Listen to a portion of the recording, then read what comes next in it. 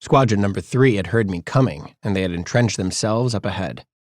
Ranging across a bridge, they had all 13 members of their squad. Scavengers were consistently inconsistent with everything across the board. Why would I expect them to have an even number of squad members? Behind cover, and drawing a bead on me when I attempted to approach their position. A medley of different projectiles came flying my way. Slugs, grenades, blaster bolts, even crystalline needles that seemed to track towards me. You name it. I backed up and put a big piece of machinery between them and me, letting them waste some ammo as I thought of a solution. "Hey, Delilah?" I asked, tapping into my comm network.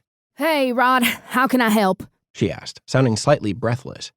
I guess she had just run from the Phoenix's bridge down to the good hangar, so that made sense.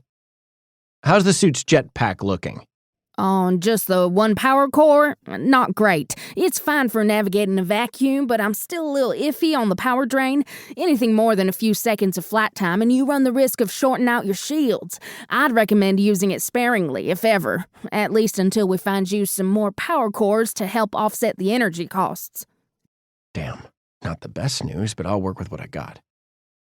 Thanks for the heads up. Stay safe, gorgeous. You too, handsome. My ride just got here. Gotta go. Severing our connection, I leapt straight up and triggered the jetpack. Vaulting up and over the machine grinder separating my bridge from the fortified enemy location, I was very careful not to overdo it on the jetpack and landed in the middle of them. 2 scarab charges, one on either end of the bridge, reduced the number of my foes I was facing.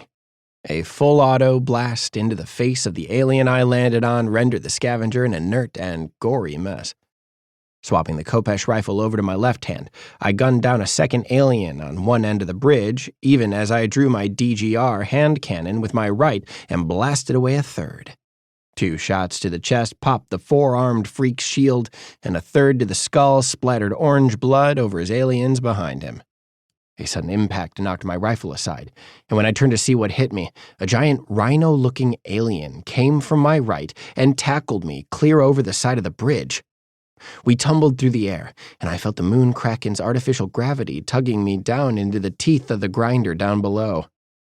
I activated my jetpack on instinct, torching the rhino guy's arm as I flung myself away from the bridge. He plummeted away into the red-washed mechanisms, and his wail of terror was cut short by a distant impact.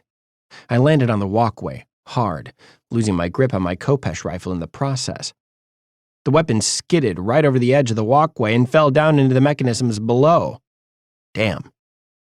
That was all the time I had for disappointment before the shooting started up again. To keep listening to this audiobook, I've left you a link in the description so you can do it, at no cost thanks to Audible's 30-day free trial.